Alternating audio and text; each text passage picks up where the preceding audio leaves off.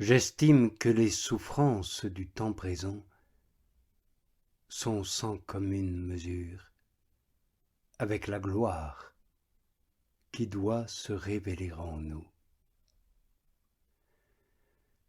Oui, la création attend avec impatience la manifestation des enfants de Dieu.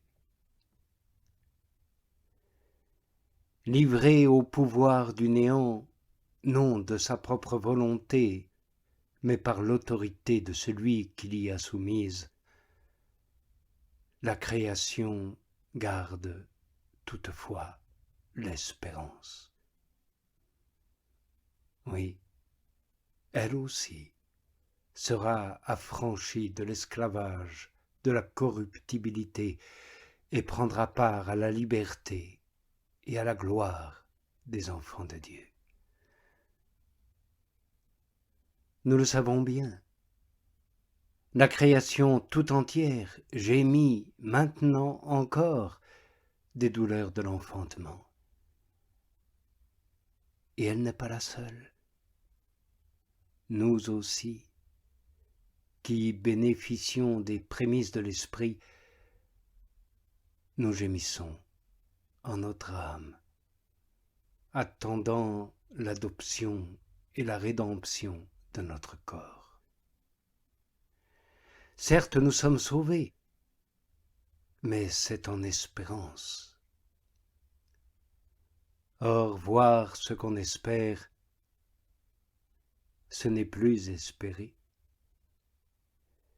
Si nous le voyons, il n'y a plus lieu d'espérer.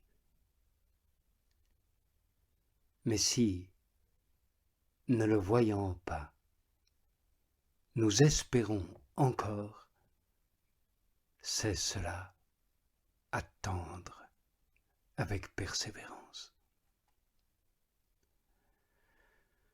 Voilà pourquoi l'Esprit vient au secours de notre faiblesse,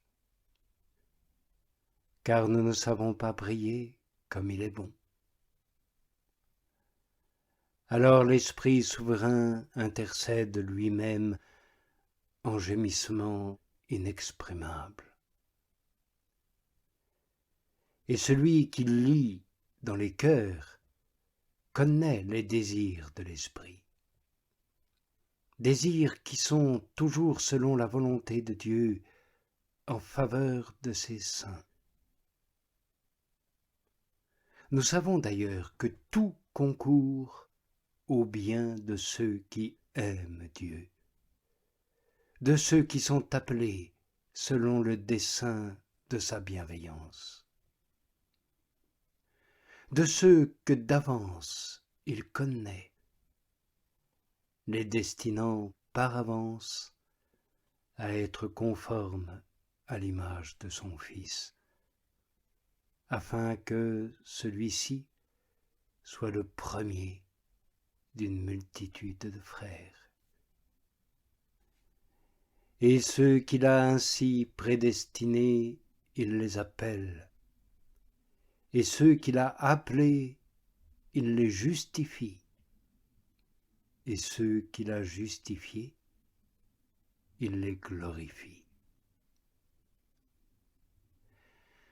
Après cela, que dire de plus? Si Dieu est pour nous, qui sera contre nous? Lui qui n'a pas épargné son propre Fils, mais l'a livré pour nous tous, comment donc pourrait-il, avec ce Fils, ne pas tout nous donner? Qui accusera les élus de Dieu, puisque c'est Dieu qui justifie? Qui les condamnera? Jésus le Christ est mort, mais pas seulement. Il est aussi ressuscité, lui qui est assis à la droite de Dieu, ne cessant d'intercéder pour nous. Qui donc nous séparera de l'amour du Christ? L'affliction, l'angoisse, l'injustice, la faim, le dénuement, le danger, la violence?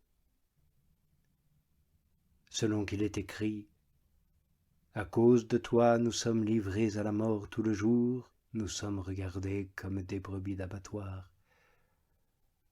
Mais en tout cela, et par celui qui nous aime, nous sommes plus que vainqueurs. Oui, j'en ai pleine assurance.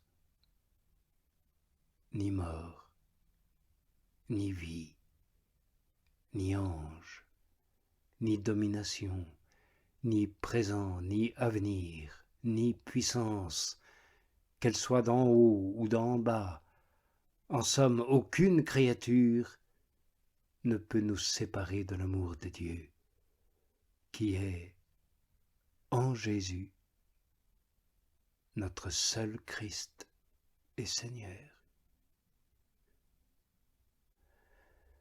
Que conclure de tout ceci, sinon que les malcroyants par ignorance ont reçu une justice qu'ils ne recherchaient pas, j'entends cette justice qui vient de la foi, tandis que les croyants par tradition qui poursuivent la justice par la loi ne parviennent pas à la loi de la véritable justice. Et pourquoi? Parce que cette justice, ils n'attendent pas de la recevoir par la foi, mais pensent pouvoir l'obtenir par leurs œuvres.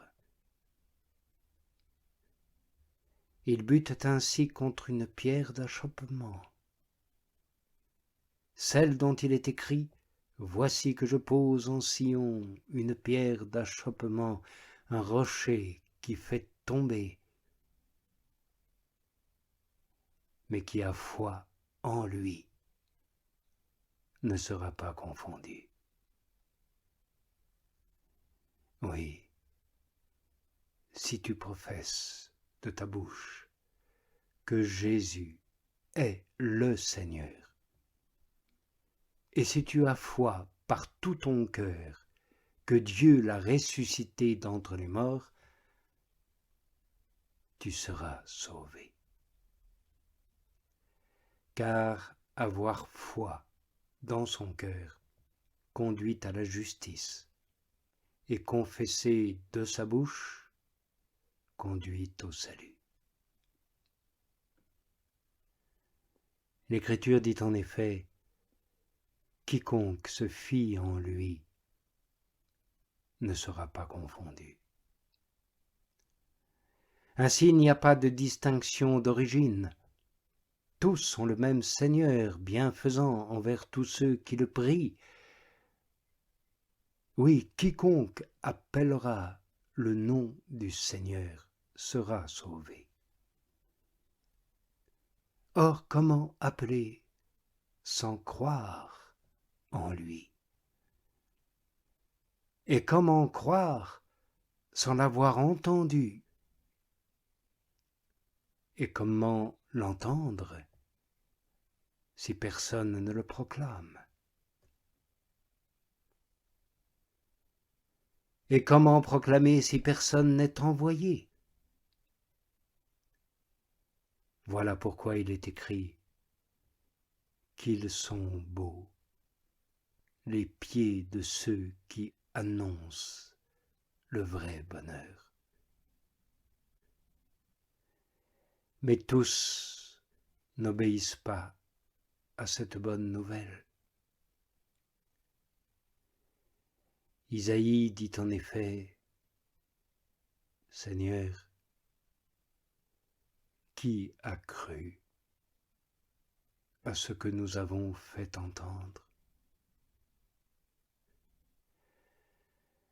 Ainsi, la foi vient de ce qu'on entend bien, et l'on entend bien que par Jésus, le Christ, la parole de Dieu.